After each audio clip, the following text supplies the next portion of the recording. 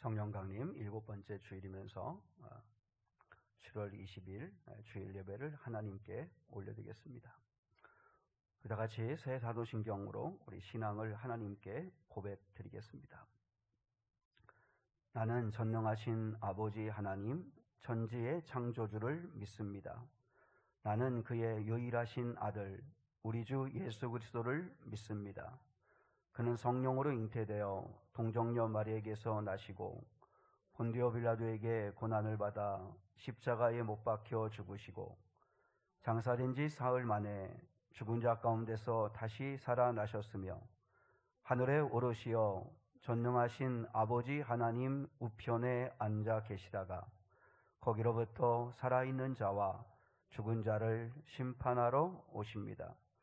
나는 성령을 믿으며 거룩한 공교회와 성도의 교제와 죄를 용서받는 것과 몸의 부활과 영생을 믿습니다. 아멘. 편찮는 주님의 사랑과 거룩한 보혈의 공로를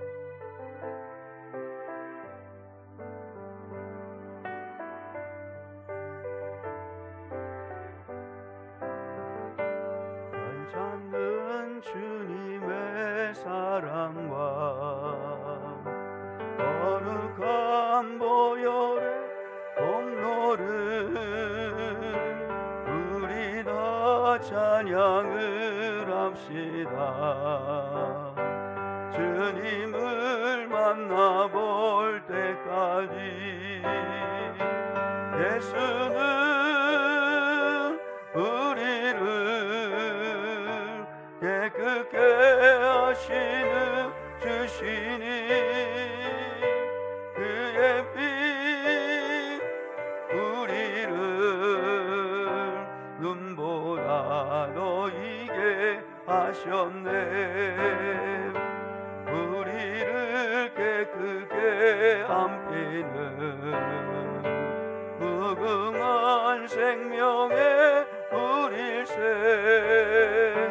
생명의 구원을 받은 자 하나님 찬양을 합시다. 예수는 우리를 깨끗게 하시는 주시니 그의 피 우리를 눈보다 너희게 하셨네. 주님의 거룩한 보혈을 날마다 입으로 간증해 담대히 싸우며 나가세. 전국에 들어갈 때까지 예수는 우리를 깨끗게 하시는 주시니 그의 피 우리를 눈보다 너희게 하셨네. 십자가 단단히 붙잡고 날마다 이기며 나가세. 머리에 혈유관 쓰고서 주 앞에 찬양할 때까지 예수는 우리를 깨끗게 하시는 주시니 그의 피 우리를 눈보다 너희게 하셨네.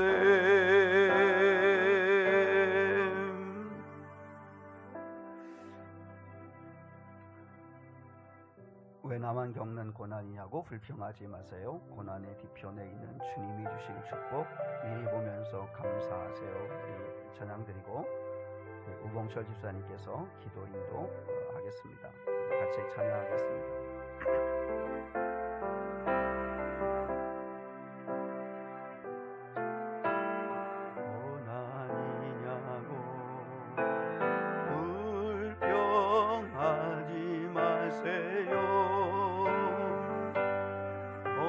천의 뒤편에 있는 주님이 주실 축복 미리 보면서 감사하세요. 너무 견디기 힘든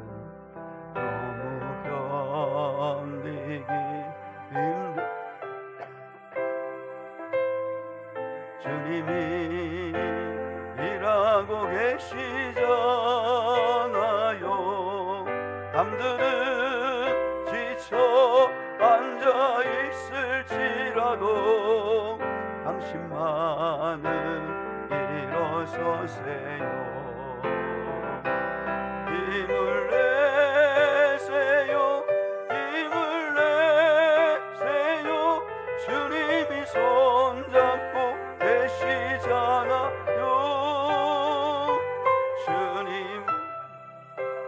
함께함을 믿는다면 어떤 역경도 견딜 수 있잖아요. 왜 이런 슬픔 찾아왔는지 원망하지 마세요. 당신이 큰 것보다 주님께 받은 은혜 더욱 많음에 감사하세요. 너무 견디기 힘든 지금 이 순간에도 주님이 일하고 계시잖아요. 남들은 지쳐 앉아 있을지라도 당신만은 일어서세요. 힘을 내세요. 힘을 주님이 손잡고 계시잖아요. 주님이 나와 함께함을 믿는다면 어떤 고난도 견딜 수 있잖아요. 기도하겠습니다.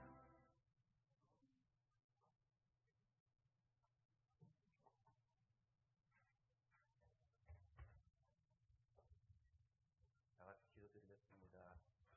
사랑해 주님 감사합니다. 이렇게 거룩한 주일을 맞이하여서 저희 미래교회 성도들 일주일 동안 지켜주셨다가 하나님 앞에 나올 수 있는 은혜를 허락하여 주시니 감사드립니다. 저희들이 이 자리에 나왔으니 주님 온 마음을 다하여 주님께 영광 돌리며 주님을 사랑하는 그 마음을 표현하며 아버지의 말씀 앞에 섰으니 그 말씀에 귀를 기울이며 마음을 열게 하여 주시옵소서. 우리가 정말 주님을 사랑하는 그 마음들이 식지 않도록 주님께서 인도해 주시기 원합니다. 또한 정말 일주일 동안도 저희들을 지켜주시고 은혜 가운데 함께 하시니 감사드립니다. 저희들이 살아가면서 알지 못하고 지은 죄악들, 우리가 아버지의 말씀에 순종하지 못하며 기도하지 못하며 정말 주님의 사랑을 전하지 못하며 살아계신 하나님의 이름을 회방했던 모든 일들을 이 시간 고백하오니 주님 용서하여 주시옵소서. 또한 아버지 하나님 정말 이 나라 민족을 기억하여 주시고 또한 하나님의 백성들이 수해로 인하여서 힘든 정말 시기를 보내고 있습니다. 주님 그들이 정말 아버지 어떻게 알지 못하고 정말 주님 앞에 정말로 멍하니 있을 때라도 도움이 어디서 오는지 하나님의 은혜가 어디서 오는지 그들이 알게 하여 주시고 주님께 정말 주님만을 바라보며 힘있게 의지하며 다시 한번 일어설 수 있는 힘을 허락하여 주시기 원합니다. 낙심하지 아니하고 정말 지쳐 쓰러 있을지라도 주님의 도우심과 일하심을 알고 힘있게 나아갈 수 있는 그런 정말 당신의 백성들이 되어질 수 있도록 은혜를 베풀어 주시기 원합니다. 또한 아버지 하나님 정말 어린 정말 주일학교부터 성창년에 이르기까지 저희 미래교회 성도들을 기억하여 주시옵소서. 지난 6개월 동안 지켜주시고 은혜 가운데 함께 하셨으니 남은 아버지 반년도 주님께서 아버지 함께 하시고 결코 정말 잘못되거나 정말 믿음이 나약하여지거나 그들이 신앙이 흔들리지 아니하도록 주님께 늘 지켜주시기 원합니다. 언제나 하나님을 사랑하는 그 마음으로 아버지께 정말 더욱더 나아갈 수 있도록 주님께서 인도하여 주시며 날마다 기도함으로 우리의 영적인 마음들이 꺾이지 아니하도록 주님께서 인도하여 주시옵소서. 특별히 정말 주일학교를 기억하여 주시기 원합니다. 많은 어린 새싹들이 하나님 앞에 나오길 원하오며 또한 나오고 있사오니 아버지 정말 그 아이들에게 주님의 사랑이 전할 수 있도록 주님께서 인도해 주시고 그 아이들이 하나님을 만날 수 있는 은혜를 허락하여 주옵소서. 어렸을 때부터 정말 하나님을 예배하며 주님을 찬양하며 주님께 기도하는 법을 배움으로 이 아이들의 인생이 변하게 하시고 이 아이들의 삶의 목적들이 하나님께 영광 돌리는 일로 바뀔 수 있도록 은혜 베풀어 주시기 원합니다. 또한 아버지 하나님 이 시간 목사님을 기억하여 주옵소서. 하나님의 정말 귀한 사도로 삼아주시고 미래교회를 잘 이끌 수 있도록 또한 지혜로 허락하여 주시며 하나님의 능력의 손으로 붙잡아 주심으로 주님의 말씀이 선포되어질 때 오로지 하나님의 말씀을 대언하게 설명으로 주님께서 인도하여 주시기 원합니다. 그의 가정 가운데 모든 것을 아시오니 주님께서 붙잡아 주시며 강건하게 하시며 피곤치 않게 하시며 하나님이 이를 행할 때 낙심하지 아니하도록 주님께서 인도하여 주시옵소서. 또 아버지 하나님 그 아픈 성도를 위해 기도합니다. 주님 이 아픈 와중에도 정말 온전히 주님만을 사랑하며 주님께 모든 걸 맡기고 정말 기도하며 쓰는 가운데 있사오니 그 모든 것을 주님께서 아시오니 가장 좋은 것을 허락하여 주시며 그 마음이 낙심하거나 그 몸이 피곤치 아니하도록 주님께 날마다 새 힘을 허락하여 주시고 늘 은혜 가운데 붙잡아 주시옵소서. 그 앞에서는 그날까지 더욱더 그 사랑이 뜨거워지게 하시며 하나님 향한 그 마음이 더욱더 뜨거워짐으로 말미암아서 온전히 주님 때문에 그 어려운 상황 가운데 사냥케 하시고 기도하게 하시며 그와 정말 가족을 위해 기도하는 그 모든 것들이 응답되어지는 놀라운 역사가 일어날 수 있도록 아버지 함께하여 주시기 원합니다. 이 시간 저희들이 아버지 앞에서 싸우니 우리가 정말 귀를 열고 마음을 열어서 간절히 사모하는 마음으로 하나님의 말씀을 듣습니다. 저희들에게 말씀하옵소서. 저희들이 듣겠나이다. 저희들이 깨닫고 순종하겠나이다. 그 믿음으로 살아갈 수 있는 은혜가 베풀어 주시기 원합니다. 감사드리며 거룩하신 예수님의 이름으로 기도합니다. 아멘.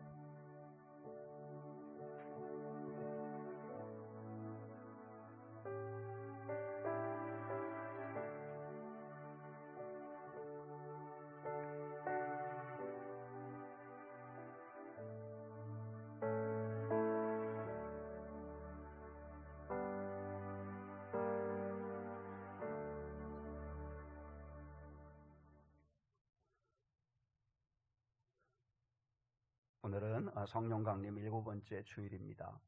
우리 노인정원 쌤을 위해서 늘 기도해 주시고 계시는데 계속 기도해 주시고 하나님께서 가장 좋은 것을 허락해 주시기를 위해서 기도해 주시기를 원합니다. 교회 학교 또 아동부 청소년 청년 그리고 늘 또 전교인 수련회 연음행사 보시고 기도해 주시고 또 기억해 주시면 좋겠습니다. 원래 이번 주 주말에 우리 아동부는 킹 오브 킹스 영화 우리 관람하려고 하는데 근데 보니까 기독교 영화라 그런지 일반 영화관에서 상영을 길게 하지 않더라고요. 그래서 만약에 보지 못하면 우리 나중에 이제 이렇게 이렇게 OTT 같은 데 올라오면 그때 우리 전 교인이 같이 함께 한번 볼 수 있도록 그렇게 하면 어떨까 생각하기도 합니다. 또 우리 이번 주 금요일, 토요일 1박 2일로 우리 청년부가 이번 주에는 또 진천 해와달 펜션에서 교제가 있습니다. 기억해 주시고 안전하게 행복하게 다녀올 수 있도록 기도해 주시고 또 중고등부 전교인 수련회에 위해서도 기도해 주시고 기억해 주시면 좋겠습니다. 미래교회 섬김 보시고 또 섬겨주시는 분들에게 늘 감사하는 마음 서로 돕고 또 하는 마음 가져주시면 좋겠습니다.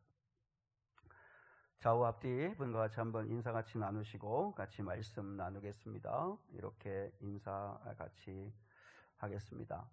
주님의 채우심과 인도하심이 함께하기를 축복합니다. 인사하겠습니다. 주님의 채우심과 인도하심이 함께하기를 축복합니다. 네, 고맙습니다. 이제 오늘 주시는 하나님 말씀 같이 보겠습니다. 하나님 말씀은 오늘 주신 하나님 말씀은 요한복음 6장 10절로 15절입니다.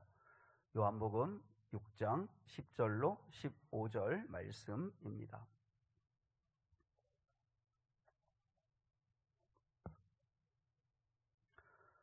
우리 한 목소리로 하나님 말씀 같이 받들어 읽겠습니다. 요한복음 6장 10절로 15절 말씀입니다. 함께요. 시작.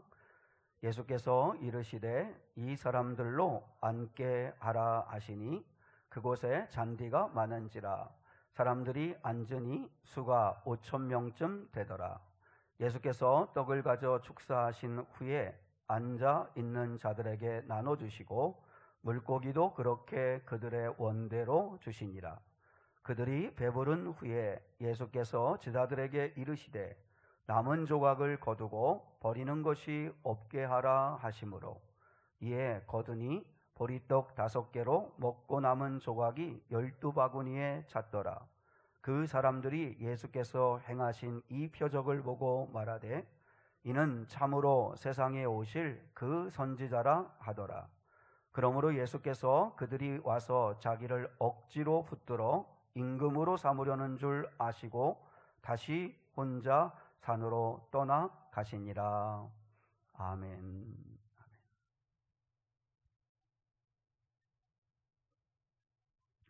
오병이어 기적사건을 우리가 나누고 있습니다. 이 오병이어의 기적사건뿐만 아니라 우리가 성경을 대할 때 가장 중요한 것은 오병이어와 같은 기적사건이 또 성경에 기록된 사건이 계속되고 있다라고 하는 믿음입니다. 사실 우리 인생을 놓고 보아도 오병이어의 기적은 우리 삶 가운데도 계속 일어나고 있다고 믿습니다. 우리의 작은 헌신, 우리의 작은 믿음, 우리의 작은 순종을 하나님이 받으셔서 당신의 거룩하신 뜻을 이루어내시는 오병이어의 기적사건들은 오늘날도 계속되고 있습니다. 여러분이 단순하게 그냥 먹고 사는 문제를 해결해 주시는 그런 오병이어의 그런 사건이 아니라 우리가 앞으로도 보겠지만 오병이어의 기적사건은 예수님이 뭘 얘기하려고 하는가를 우리가 분명히 알면 그런 오병이어의 기적사건은 지금도 여전히 계속되고 있고 앞으로도 계속되고 있다라고 말할 수 있습니다. 목회사역을 돌아보아도 오병이어의 기적사건들을 많이 여러 번 경험했다라는 생각이 듭니다. 우리 미래교회가 여기까지 올 수 있었던 것도 오병이어의 기적이었다고 생각을 합니다. 무슨 특별한 특정 후원이나 후원자나 후원교회가 있지도 않았지만 작은 헌신들을 받으셔서 주님께서 여기까지 인도해 주셨다라고 믿습니다. 우리가 살아가는 것도요, 오병이어의 기적입니다. 우리가 사실 주님께 헌신한다, 주님을 사랑한다, 주님 말씀에 순종한다, 또 주님께 영광을 돌린다라고 하지만 그것은 오병이어와 같이 보잘것없는 것들일 수 있습니다. 그분의 십자가의 죽으심, 대속하신 그 사랑, 그런 사랑에 우리가 여러분 아무리 주님을 사랑한다고 해도 우리의 사랑은 그저 오병이어를 드리는 것 같은 작은 거죠. 그럼에도 불구하고 주님은 그것을 받으셔서 우리에게 넘치는 은혜와 복을 더하여 주신다라고 하는 것입니다. 그러므로 오병이어의 기적은 전에도 있었고 지금도 있고 앞으로도 계속될 하나님의 역사이다라고 볼 수 있습니다. 그렇다면 오병이어의 기적 사건을 우리가 경험하려면 어떻게 해야 될까? 우리 지난 주간에 두 가지를 우리 함께 나눈 것입니다. 첫째는 뭐냐면 우리가 오병이어의 기적을 경험하려면 첫 번째는 어디서 구원의 도움이 오는가를 분명히 알고 살자라고 하는 것입니다. 그러니까 필립처럼 어떻게 해결할 건가, 어떻게 풀어낼 건가, 그걸 걱정하기 전에 어디서 도움이 오는가, 어디서 이 많은 사람을 먹일 수 있는 은혜가 오는가, 주님이시다라고 하는 것을 우리가 잊지 말아야 합니다. 그러면 여러분, 우리의 구원이 주님에게로부터 온다는 사실을 우리가 분명히 안다면 그러면 오병이어의 기적이 우리 가운데도 일어날 수 있는데 여기서 중요한 걸 하나 놓치면 안 되는 게 뭐냐면 주님의 뜻입니다. 주님의 뜻. 그러니까 우리는 내 신념을 내 믿음이라고 생각하는 경우가 많습니다. 내가 믿습니다. 내가 틀림없이 믿습니다. 그렇게 하실 줄 믿습니다 한다고 해서 되는 거 아닙니다. 왜냐하면 주님의 뜻에 맞아야 합니다. 우리가 아무리 고집을 부리고 아무리 때를 쓰고 아무리 믿는다고 소나무를 붙들고 소나무 뿌리라도 뽑겠다고 그렇게 매달려도 주님의 뜻이 아니면 안 됩니다. 그러니까 주권은 주님에게 있는 거죠. 주님. 그러니까 우리가 더 많은 시간 투자해야 되는 건 주님의 뜻을 아는데 더 많은 시간을 써야 합니다. 내가 정말 간절히 바라고 내 삶 가운데 오병이어 같은 기적사건이 일어나기를 바라는 그 부분에 있어서 이게 주님의 뜻인가를 우리가 분별해야 합니다. 그냥 주님의 뜻은 상관없이 그냥 내 뜻, 내가 원하는 대로만 되게 해달라고 하는 건 그건 여러분 주님이 아니죠. 그 주님이, 예수님이 내 종인 거죠. 그래서 무엇보다 제일 중요한 건 주님의 뜻입니다. 주님의 결정입니다. 그래서 우리는 늘 정말 도움이 어디서 오는가? 주님으로부터 온다. 구원이 어디로부터 오는가? 주님이시다. 그리고 그분의 뜻이 맞을 때, 그분의 뜻이 있을 때 그때에 놀라운 역사가 있다라고 하는 사실을 믿을 수 있기를 축복합니다. 두 번째, 오병이어의 기적을 경험하려면 오병이어를 겸손히 믿음으로 드려야 한다 하는 것입니다. 지난주에 말씀드렸지만 큰 물고기는 익수수라고 그랬고 작은 물고기 그냥 상품성이 전혀 없어서 그저 그냥 한 바가지 그저 한 말로 이렇게 그냥 이렇게 가난한 사람들이 또리로 사가서 그래서 그거 이렇게 절여서 그거 먹는 아주 조그만 보잘것없는 물고기 옵사리온이죠. 보리떡 5개와 옵사리온 2마리를 주님께 드립니다. 그런데 주님께 드릴 때 주님은 그것을 받으시고 역사하셨다는 거죠. 그러니까 우리는 무엇보다도 주님께서 어떻게 하실지 다 알 수 없지만 우리는 부지런히 주님께 믿음을 드리고 오병이어를 드리고 순종을 드려야 합니다. 그래야 주님께서 역사하신다는 거죠. 심지 않고 거두려고 해서는 안 되고 우리가 반드시 믿음을 가지고 또 주님의 일하심을 기대하며 오병이어를 겸손히 드려야 된다라고 하는 것입니다. 그리고 이제 오늘 10절로 15절에 있는 오늘 본문의 말씀을 통해서 오병이어의 기적을 경험하려면 세 번째입니다. 질서 있게 기다려야 된다라고 하는 거. 질서 있게 기다려야 된다. 자, 우리 10절 말씀 같이 한번 볼게요. 10절 시작. 예수께서 이르시되 이 사람들로 앉게 하라 하시니 그곳에 잔디가 많은지라 사람들이 앉으니 수가 5,000명쯤 되더라. 주보에도 오늘 5가지 설교의 대지를 이렇게 제목을 써 드렸는데요. 그걸 이렇게 참고 삼아 보시면서 말씀을 이어가시면 좋겠습니다. 오늘 본문에서 예수님께서 이제 오병이어를 받으시고 난 다음에 제일 먼저 주님이 무슨 명령을 하셨냐면 이 사람들로 앉게 하라 이렇게 말씀하십니다. 여기서 앉다라고 하는 말이 아나피프토라고 하는 헬라어입니다. 아나피프토. 이 아나피프토라고 하는 이 말이 무슨 말이냐면 그냥 이렇게 우리식으로 그냥 이렇게 그 베세다 들판에 들녘에 그냥 찰푸덕 앉다는 뜻이 아니라 유대인들이 여러분 식사법을 아시죠? 비스듬히 기대어 눕는다는 뜻입니다. 이 아나피프토라고 하는 말은 기대어 눕다, 가장 편안한 자세로 기대어 눕다라는 뜻을 가지고 있습니다. 그러니까 이렇게 옆으로 누워가지고 이렇게 턱을 괴고 눕는다든지 아니면 이렇게 팔을 받치고 눕는다든지 아니면 이렇게 뭐 등을 이렇게 기대고 눕는다든지 아무튼 누워서 거의 눕다시피 기대어 앉는 것, 그걸 아나피프토라고 이야기합니다. 그러니까 무슨 말이냐면 주님이 그들을 앉게 하라 이렇게 말할 때 가장 편안한 자세로 앉게 하라 이렇게 말씀하신 거예요. 이게 무슨 말이에요? 2만 명의 사람들이 이 2만 명이 넘는 그 많은 사람들을 주님은 귀한 손님을 대접하듯이 편안하게 앉게 하라 이렇게 말씀하셨다는 거예요. 여러분 우리는 이럴 수 있습니다. 얻어먹는 주제에 건방지게 말이야 이런 식으로 우리가 베풀 수 있다는 거죠. 여러분 섬김에도 무례함이 있을 수 있잖아요. 우리가 사실 늘 그걸 조심해야 되는데 주는 자의 무례함이 있을 수 있습니다. 주는 자의 무례함. 우리 부모들이 자식들한테 뭘 주면서 무례할 때가 많죠, 그죠? 똑바로 해라, 뭐 그렇게밖에 못하냐 이러면서 막 우리가 그러니까 차라리 사실 우리 아이들이 그냥 안 받고 말지 이런 기분 나빠할 때도 있을 수 있는데 우리가 이렇게 섬길 때, 나눌 때, 줄 때 우리 예수님은 귀한 손님을 대접하는 마음으로 편안하게 가장 편안한 자세로 앉혔다는 거죠. 그게 주님이 대접하는 마음이었다는 거예요.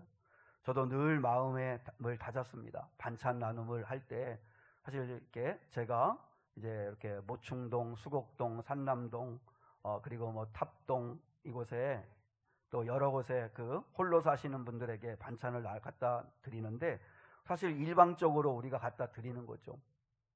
그러다 보니까 어느 순간에 여러분 자꾸 제 마음 안에 판단하는 생각이 자꾸 들어올 때가 있습니다. 참 어떤 사람은 참 감사를 잘해. 감사를 잘하는 분을 보면 괜히 기분이 좋은 거예요.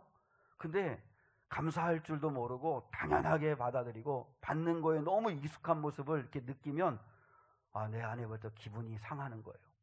저 사람은 감사할 줄도 모르고 받는 게 습관이 됐네. 그리고 받는데도 예의가 없네. 뭐 이러면서 판단할 때가 있다는 거죠. 여러분, 주님이 이 사람들을 아나피프토 했다는 이야기는 뭐냐면 극진하게 대접했다는 뜻입니다. 극진하게 대접했다. 그러니까 뭐 그 많은 사람들 너희들 얻어먹으니까 똑바로 해 막 이러면서 막 윽박지르면서 제자들도 그렇고 예수님도 그렇고 그들을 함부로 대하고 그렇게 하지 않고 극진하게 대접하듯이 했다. 섬길 때 기본 마음이 뭐죠? 예수님이 말씀하셨잖아요. 마태복음에 말씀했어요. 남에게 대접을 받고자 하는 대로 너희도 남을 대접하라. 여러분, 그러니까 누구를 대접할 때 주님이 기준을 주셨어요. 무슨 기준을 주셨냐면 남이 나를 어떻게 대접해 주기를 원하는 대로 너도 남에게 그렇게 대접하라는 거예요. 여러분, 남이 나한테 함부로 대하면 내가 기분 나쁘잖아요. 또 특히 나보다 힘이 더 좋고 능력 있는 사람이 나한테 뭔가 도움을 줄 때 나를 우습게 여기고 무시하는 듯 하면서 도움을 주면 기분 나쁘잖아요. 그런 것처럼 남이 나에게 대접을 어떻게 해줬으면 좋겠다고 바라는 마음처럼 너도 남을 그렇게 대접해라. 여러분, 우리 주님이 우리를 어떻게 대접하셨습니까? 십자가에 죽기까지 우리를 대접해 주신 거 아닙니까? 우리가 뭐라고? 요한복음 13장 1절에서는 사랑하시되 끝까지 사랑해 주셨다.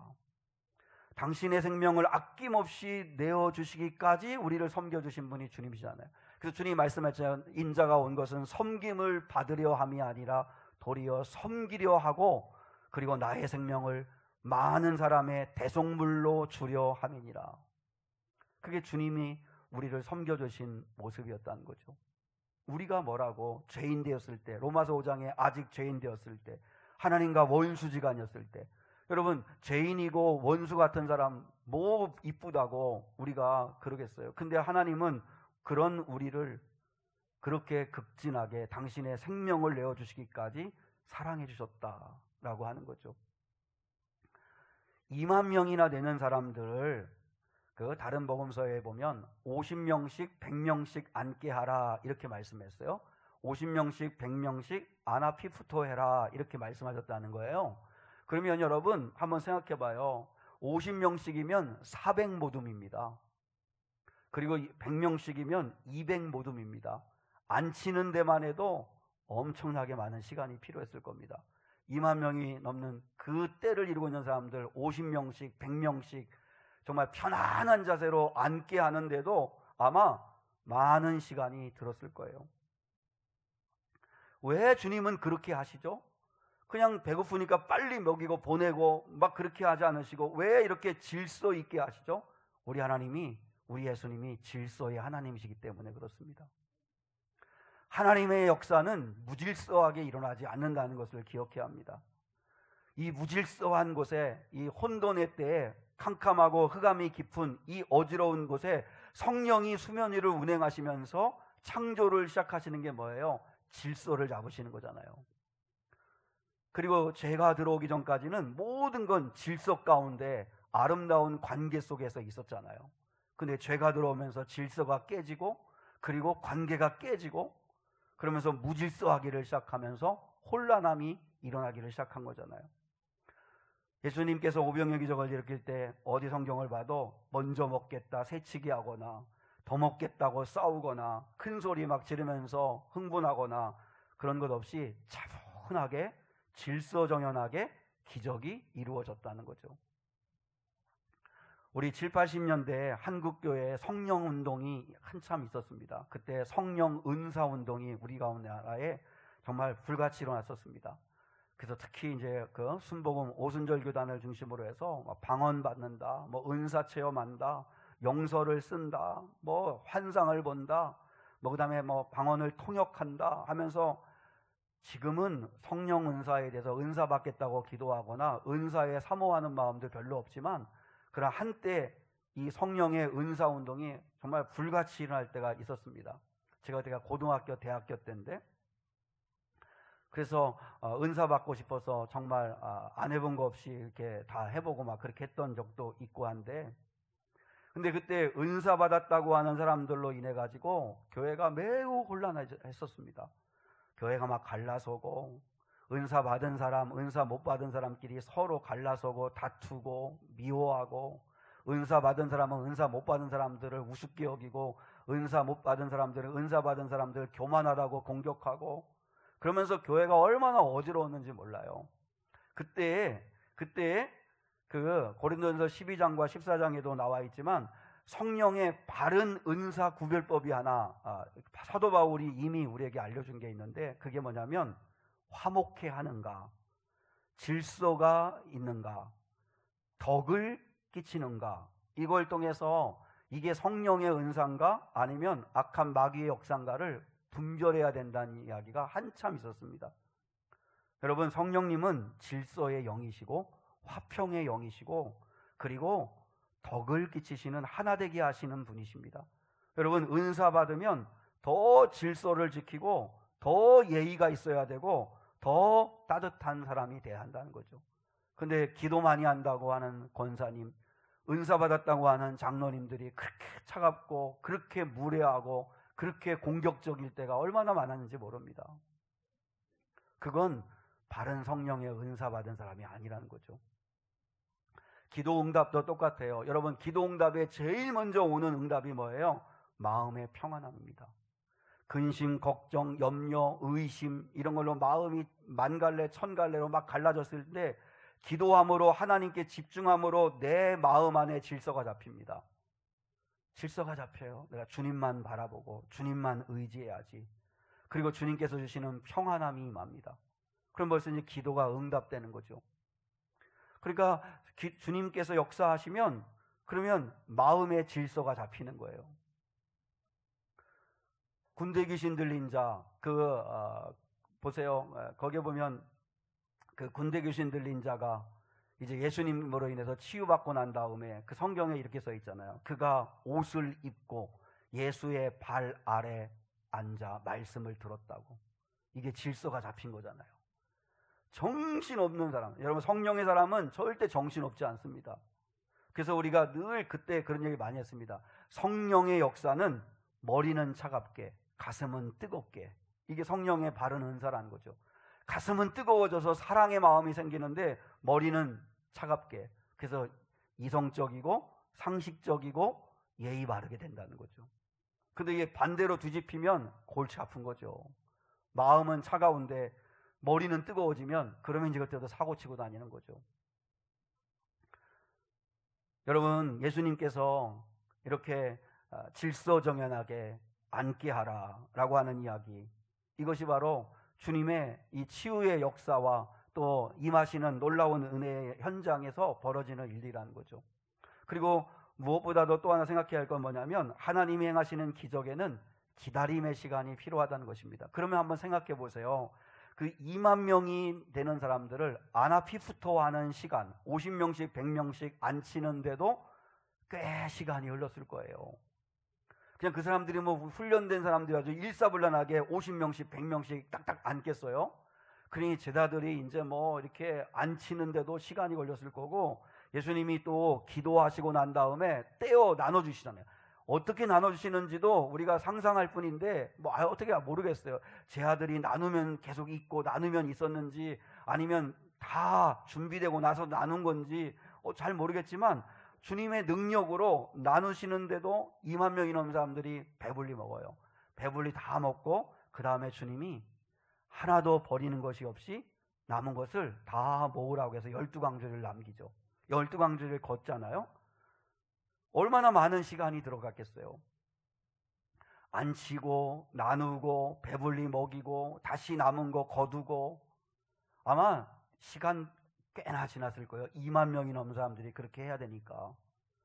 왜 하나님의 역사가 이렇게 될까요? 여러분, 하나님의 역사에는 반드시 하나님의 은혜에 대한 기다림이 있어야 된다는 거예요. 기다림. 그러므로 기도하면서 기다려야 되고, 기대하면서 기다려야 되고, 하나님의 때가 되었을 때 역사하시는 거죠. 아, 왜 저쪽부터 오고 왜 우리는 뒤에 붙었냐, 순서가 왜 저러냐, 막 이러면서 막 뒤죽박죽되고 혼란하지 않고 차분하게 질서 가운데 기다림의 시간을 가졌다는 거죠.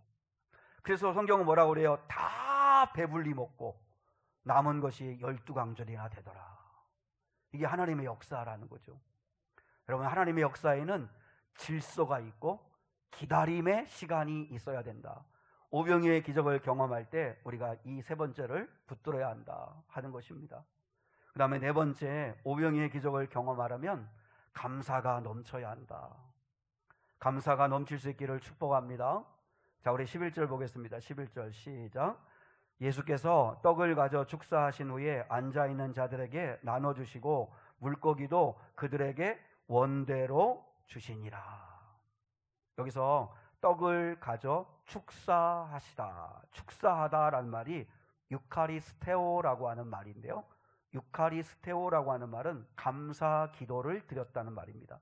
감사 기도를 드리고, 예수님은 보리떡 5개와 물고기 2마리를 놓고 감사 기도를 드리고 나누어 주셨다는 거죠. 그리고 원대로, 원하는 대로 배불리 먹을 만큼, 충분히 먹을 만큼 넉넉히 부어 주셨다는 거죠. 예수님의 감사에는 특징이 있습니다. 예수님에게서 우리가 감사를 배워야 합니다. 여러분, 주님의 역사하는 곳에는 감사의 현장이어야 하는데 주님의 감사는 미리 감사였습니다. 미리 감사. 이미 받은 것을 놓고 감사하는 것도 귀한 일입니다. 여러분, 하나님이 주신 거에 대해서 감사하는 것, 그거 귀한 겁니다. 그런데 주님은 또 다른 차원의 감사를 가르쳐 주시는데 미리 감사하는 겁니다. 아직 행하지 않으셨지만 행하실 것을 믿고 미리 감사하는 거죠. 지금 배불리 먹인 게 아니에요. 먹이기 전에 오병이어를 놓고 주님은 감사하셨다는 거죠. 먼저 감사하셨어요. 미리 감사하셨어요. 여러분, 감사는 기적을 낳습니다. 바라기는 감사를 통해 많은 기적을 경험하는 저와 여러분 될 수 있기를 축복합니다. 그리고 주님에게 배울 수 있는 감사는 작은 것에 대한 감사였습니다. 작은 것에 대한 감사. 우리는요, 큰 거, 특별한 거, 대단한 거, 남에게는 없는 거, 그런 거 감사하려고 하는데 아니에요.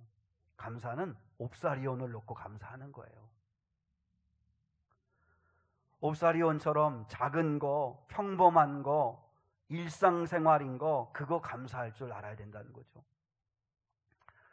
제가 지난 주간인가요? 우리 전도서 말씀 나눌 때 전도서에서 참 은혜 많이 받았는데요, 전도서 2장에서 솔로몬이, 전도서는 코엘렛이라고 전도자가 쓴 건데 그 전도자는 바로 솔로몬이죠. 이제 솔로몬이 2장에서 이렇게 얘기합니다. 뭐가 행복한 걸까? 뭐가 기쁜 걸까? 어떻게 살아야 감사가 넘치는 삶을 사는 걸까? 아, 내가 한번 확인해 봐야겠다. 내가 어떻게, 어디서 행복이 있고 어디에 기쁨이 있고 어디에 감사함이 있는지 내가 한번 찾아봐야겠다. 그래서 이제 그가 시험을 삼아 해봅니다. 제일 첫 번째로, 여러분이 나중에 전도서 2장을 한번 차분하게 읽어보세요. 그러면 거기에 구체적으로 나와 있는데, 솔로몬이 행복을 위해서, 기쁨을 찾기 위해서 제일 먼저 한 게 재미있는 일입니다. 낙을 찾습니다. 여러분, 오늘날 많은 사람들이 입에 달고 다는 게 뭐예요? 재밌어, 재미없어. 아우, 재미없어. 아우, 재미없어. 인생 왜 이렇게 재미없나 모르겠어. 다 모든 걸 다 재미로 다 판단을 합니다. 그 영화 재밌어, 재미없어. 뭐 그거 재밌어, 재미없어. 다 재미로, 그게 거기에 낙을 놓으려고 하죠. 솔로몬이 인생의 행복이 어디서 오나, 기쁨이 어디서 오나, 낙을 찾습니다. 즐거움을 찾아요. 그래서 사냥도 하고 호화로운 잔치도 베풀고, 그리고 술로 한번 즐겨볼까 해서 몇 날 며칠을 술을 즐기고, 음악을 또 연주하게 하고, 춤을 또 보고 공연을 보고, 그리고 성적 즐거움을 누립니다. 여러분, 솔로몬처럼 처첩을 많이 둔 사람이 세상에 어디 있습니까? 그러니까 즐겁다고 생각하는 것들, 재밌다고 생각하는 것들을 다 해보는 거예요. 다 해보는 거예요. 그리고 솔로몬이 두 번째로 하는 게 사업을 크게 벌려봅니다. 그래서 궁궐을 13년 동안 어마무시하게 궁궐을 짓습니다. 집 한 채 짓는 것도 대단한 일인데 궁궐을 어마어마하게 짓고, 그리고 그 산을 일구어서 멋진 수목을 가꾸어서 자신만의 정원을 꾸밉니다. 그리고 연못, 인공 연못을 파가지고 그 연못을 만듭니다. 그리고 사업에 투자했는데, 쉽게 말하면 그거예요. 5명이 시작했는데 근데 사업이 대박이 나가지고 직원 10만 명이 되는 대기업을 이룬 거예요. 큰 사업에 성공도 해봐요. 그리고 또 솔로몬이 행복이 어디서 올까, 기쁨이 어디서 올까 공부를 합니다. 솔로몬처럼 지식이 많고 지혜가 많은 사람이 없었어요. 물론 머리도 비상한 것 같아요. 그러니까 오늘날 우리 말하면 학벌, 스펙, 그리고 학위, 이거에 대해서 정말 원 없이 해보는 거예요. 원 없이. 그래서 성경에 보죠. 솔로몬이 모르는 분야가 없을 만큼 대단한 지혜와 지식을 가진 사람이라고 이야기합니다. 지식 공부도 해보고 또 지혜도 가져보고 다 해봅니다. 그러니까 한마디로 말하면 솔로몬은 다 해본 사람이에요. 다 해봤어요. 원하는 것은 전도서에 그렇게 기록되어 있어요. 자기가 원하는 거, 마음에 원하는 거, 하고 싶은 것은 다 해봤다. 다 해봤다. 그럼 여러분, 행복해야 되고 기뻐야 되고 감사가 넘쳐야 하잖아요. 근데 그가 다 해보고 난 다음에 뭐라고 했냐면 2장 11절, 우리 주보에 있습니다. 전도서 2장 11절 같이 읽겠습니다. 시작. 그 후에 내가 생각해 본즉 내 손으로 한 모든 일과 내가 수고한 모든 것이 다 헛되어 바람을 잡는 것이며 해 아래서 무익한 것이로다. 결론이 뭐예요? 다 해봤는데 헛되다. 헛되다. 이렇게 얘기를 해요. 우리가 그럼 그럴 줄 몰라요. 우리는 안 해봤으니까 그렇고 해보고 싶다. 한번 그렇게도 한번 해봤으면 좋겠다. 이렇게 생각하는데 다 해본 사람이 하는 이야기인 거죠. 그래서 전도서를 주제가 헛되다는 겁니다. 여러분, 헛되다라고 하는 말이 히브리어로 헤벨입니다. 헤벨. 이 헤벨이라고 하는 이 말은 허무하다, 텅 비었다, 의미 없다 이런 말이 아닙니다. 여러분이 헛되다는 말을 오해하시면 안 됩니다. 헤벨이라고 하는 말과 같은 어근이 아벨입니다. 아벨.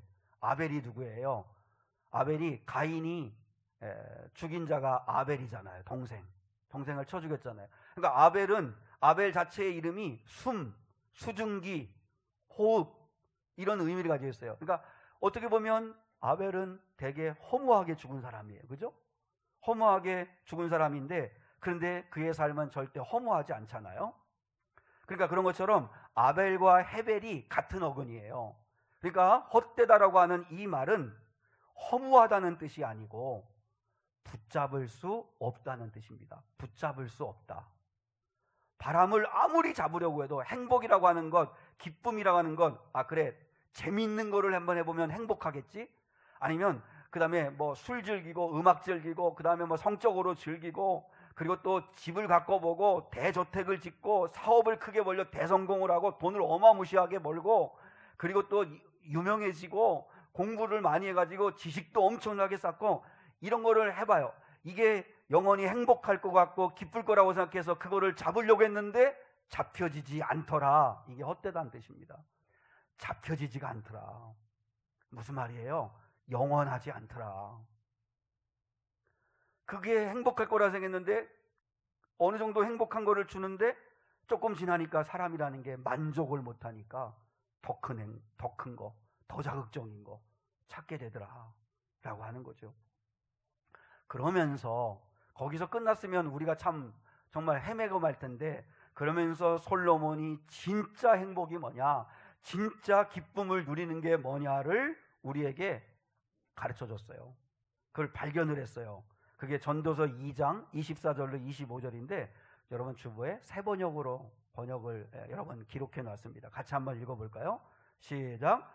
사람에게는 먹는 것과 마시는 것, 자기가 하는 수고에서 스스로 보람을 느끼는 것, 이보다 더 좋은 것은 없다. 알고 보니 이것도 하나님이 주시는 것, 그분께서 주시지 않고서야 누가 먹을 수 있으며 누가 즐길 수 있겠는가? 여러분, 진짜 행복과 기쁨을 누리는 사람은 지금 먹는 거, 마시는 거, 내가 지금 하는 모든 것에 보람을 느끼는 거, 그게 가장 좋은 거다. 그게 가장 좋은 거다. 근데 우리는 여러분 이걸 모르잖아요. 우리는 특별한 거, 대단한 거, 남에게 안 해본 거, 이런 거를 내가 가져보고 누려봐야 행복할 것 같고 기쁠 거라고 생각하는데, 그러나 다 해본 솔로몬이 그거 아니더라. 바람을 잡는 것처럼 붙잡을 수 없더라. 붙잡히는 게 아니더라. 진짜 행복과 기쁨을 누리는 건 이미 우리에게 주신 거다. 그러니까 행복이라는 건, 기쁨이라는 건 내가 뭘 열심히 더 노력해서 만들어내는 게 아니고 이미 하나님이 우리에게 주신 거라더라. 이미 우리에게 주신 게 뭐예요? 먹는 거, 마시는 거, 내가 지금 하고 있는 이 수고하는 일에 보람을 느끼는 것, 이거보다 좋은 게 없다는 거예요. 근데 왜 보람을 못 느껴요? 남하고는 맨날 비교하니까 보람을 못 느껴요. 의미를 못 찾아요. 사람이 가장 행복할 때는 의미를 찾을 때고 보람을 느낄 때거든요. 그래서 여러분, 행복은 내가 지금 없는 것을 만들어서 내가 손에 움켜쥘 때 행복한 게 아니고 이미 하나님이 주신 것을 마음껏 누리는 게, 그게 행복이라는 거죠. 여러분, 밥을 떠먹을 수 있는 식욕, 그리고 함께 먹을 수 있는 가족, 그리고 햇빛 속을 걸을 수 있는 은혜, 새소리를 들을 수 있는 것, 꽃향기를 맡을 수 있는 것, 무엇보다 친밀한 관계 속에서 삶을 살아가는 것, 그게 행복이고 기쁨이더라. 거기서부터 누리지 못하면 진정한 행복을 누릴 수 없더라. 여러분, 그게 뭐예요? 그게 오병이어를 놓고 감사하고 기뻐하고 행복해하는 거예요. 근데 우리는 맨날 익숙수가 아니라고, 맨날 밥상에, 그리고 또한 살아가는 삶을 이렇게 보면서 왜 우리 삶은 맨날 오병이어밖에 안 되나? 왜 요거밖에 안 되나? 이거밖에 안 되나? 사람이 어디까지 가면 만족할 수 있을까요? 여러분, 자식들이 어디에 취직하면 여러분이 행복할 것 같으세요? 여러분 자녀들이 얼마를 벌면 행복할 것 같으세요? 한 달에 1,000만 원? 1,000만 원 벌면 그럼 그때 행복할까요? 아닐걸요. 2,000만 원 원할걸요. 그 다음 3,000만 원 원하고. 자녀들이 여러분에게 어떻게 해주면 행복할 것 같으세요? 내 사업이 어디까지 성공하면 여러분이 행복할 거라고 생각하세요? 행복을 계속 밀어놓는 거예요. 나중에 여기까지 되면, 이만큼 되면. 근데 사람은 절대 그만큼 되면 행복할 것 같지만 더 욕심이 생긴다는 거죠. 그래서 하나님은 오늘 코엘렛을 통해서 말씀하시는 거예요. 전도자를 통해서, 지혜자를 통해서 말하는 거예요. 지금 하나님이 이미 주신 것을 마음껏 누릴 줄 아는 게, 그게 지혜자다. 여러분, 지금 여기에서 하나님이 주신 옵사리온도 기뻐하고 감사하는 것, 그것을 하나님이 원하시고 그런 사람에게 하나님은 기적을 베풀어 주신다 라고 말씀하시는 거죠. 마지막 5번째, 오병이어 기적을 경험하려면 예수를 진정 왕으로 모셔야 한다 하는 것입니다. 자, 14절과 15절 보겠습니다. 14, 15절 시작. 그 사람들이 예수께서 행하신 이 표적을 보고 말하되 이는 참으로 세상에 오실 그 선지자라 하더라. 그러므로 예수께서 그들이 와서 자기를 억지로 붙들어 임금으로 삼으려는 줄 아시고 다시 혼자 산으로 떠나 가시니라. 여러분, 사람들이 배불리 떡을 먹고 배부름을 얻고 난 다음에 이 사람을 우리의 왕으로 모시자. 그 당시에는 많은 사람들이 지지하면 왕이 되는 시대니까. 그래서 먹고 사는 문제만 해결해 줄 수 있다면 이분을 우리의 왕으로 모시자. 그러니까 한마디로 말하면 이 사람들의 생각은 뭐예요? 잘 살게만 해주면 당신을 왕으로 모시겠다는 거죠. 여러분, 이건 가짜 복음입니다. 그러면 여러분, 불교든 아니면 귀신이든 뭐든 간에 그냥 나를 잘 살게만 해주면 내가 그러면 당신을 나의 왕으로 모시겠다. 그건 참 신앙은 아니죠. 그거는 참 믿음이 아니죠. 우리는 그래서 주님과 우리와의 그 관계가 중요한데, 긍정의 힘이라고 하는 책을 써서 정말 전 세계 베스트셀러가 된 조엘 오스틴 목사라고 하는 분이 있죠. 현재 그분이 담임하고 있는 그 교회 성도가 4만 명입니다. 정말 대형 교회죠. 미국의 큰 교회인데, 최근에 그분의 재산이 공개가 됐습니다. 여러분, 미국은 참 스케일이 커요. 근데 그 오스틴 목사의 집은 엘리베이터가 3대가 있는 대저택이래요. 대저택. 그리고 별도로 이렇게 별장을 한 채 가지고 있대요. 1년의 수입이 4천만 달러랍니다. 4천만 달러면 우리나라 돈으로 난 이게 믿어지지가 않는데 5천억이에요. 목사님이 이 방송 수입, 이제 방송을 하니까 방송 수입, 뭐 유튜브 수입, 또 책 판매 수익, 강의료 해서 이분이 1년에 벌어들이는 돈이 4천만 달러. 어마어마하죠, 그죠? 그래서 교회에서 받는 사례비가 20만 달러, 3억인데 그걸 안 받기로 했다는 거예요. 그러니까 교인들은 상황을 모르니까 우리 목사님은 사례비 안 받으신다고, 그래서 사례비 안 받으시면서 일하신다고 그러면서 막 그렇게 칭찬했다는데, 근데 사실 알고 보니까 어마어마하게 돈을 벌고 있었던 거죠. 여러분, 이 조엘 오스틴 목사님의 그 메시지가 항상 문제가 되는 게 뭐죠? 그분이 얘기하는 거예요. 예수를 왕으로 모시면 나처럼 잘 살 수 있다. 예수님을 잘 믿으면 우리 잘 살 수 있다. 여러분, 오늘 이 무리들이 원하는 그 메시지하고 똑같은 거죠. 먹고 살게만 해주면, 잘 살게만 해주면 당신을 왕으로 모시겠다. 예수님을 왕으로 모시려고 하는 이유, 여러분 예수님을 왕으로 모시려고 하는 이유가 뭐예요? 잘 살게 해주겠다.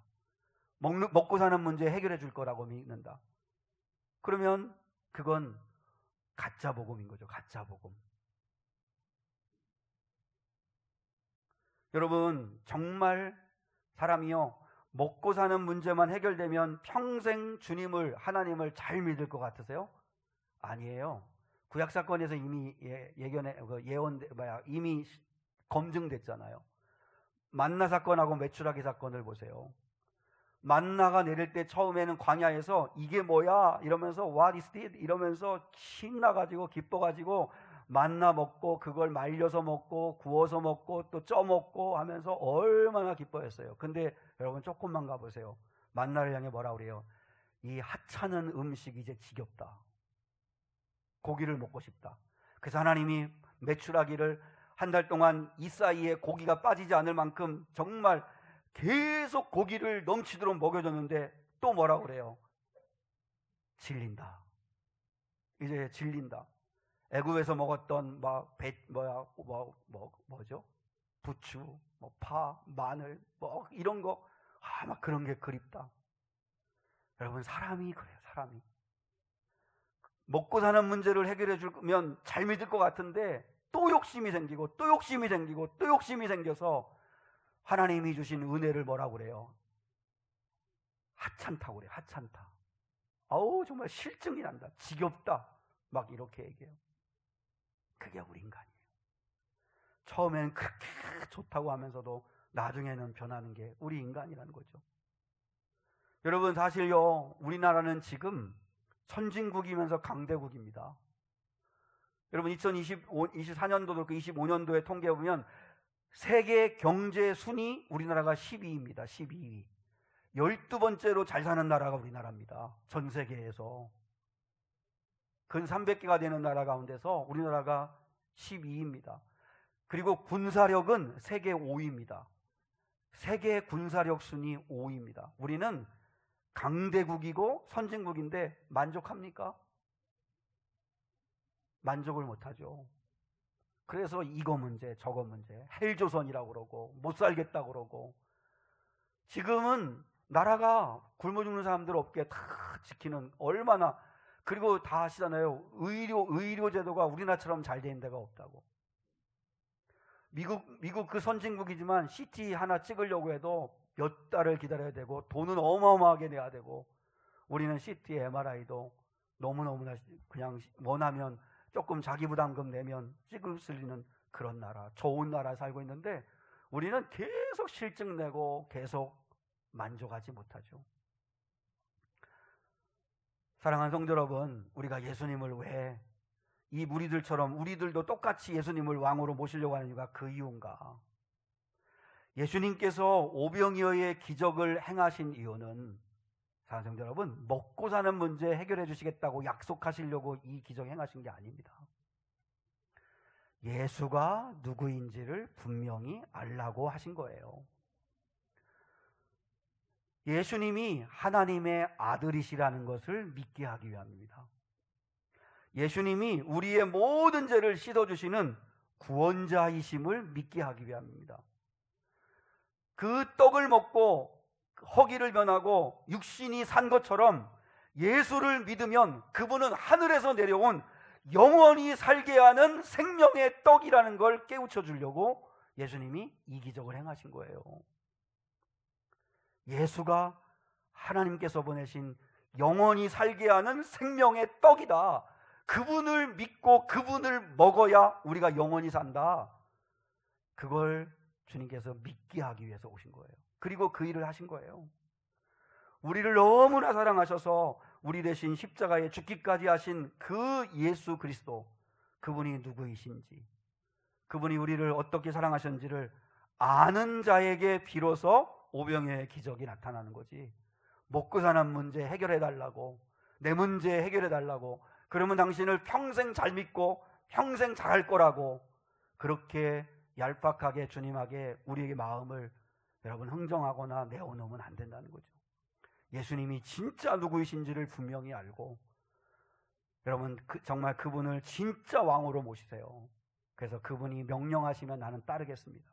뭘 말씀하시든지 순종하겠습니다. 당신의 다스리심을 받겠습니다.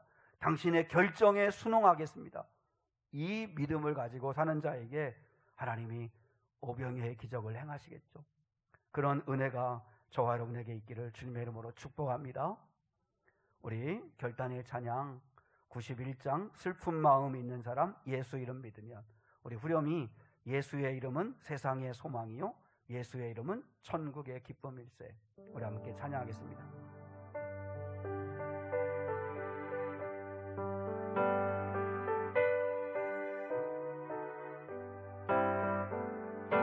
슬픈 마음 있는 사람 예수 이름 믿으면 영원토록 변함없는 기쁜 마음 얻으리. 예수의 이름은 세상의 소망이요 예수의 이름은 전국의 기쁨일. 3절 존귀하신 주의 이름, 존귀하신 주의 이름 우리 기쁨 되도다. 주의 품에 안길 때에, 주의 품에 안길 때에 기뻐 찬송 부르리. 예수의 이름은 세상의 희망이요 예수의 이름은 전국의 기쁨일. 우리 갈 길 다간 후에, 우리 갈 길 다간 후에 보좌 앞에 나아가 왕의 왕께 경배하며 혈육관을 드리리. 예수의 이름은 세상의 소망이요 예수의 이름은 전국의 기쁨일세. 지금은 우리 주 예수 그리스도의 은혜와 하나님 아버지의 극진하시고 무한하시고 한량없는 사랑과 성령 하나님의 함께 하시며 도우시며 인도하여 주시는 은혜가 오병이어의 기적을 행하신 주님의 마음을 알고 진정으로 주님을 우리의 왕으로 모시고 그분의 다스리심을 받으며 우리의 삶 가운데 오병이어의 놀라운 기적을 경험하며 살기 원하는 예배자들 위에 이제로부터 영원까지 함께 하시기를 간절히 축원하옵나이다. 아멘.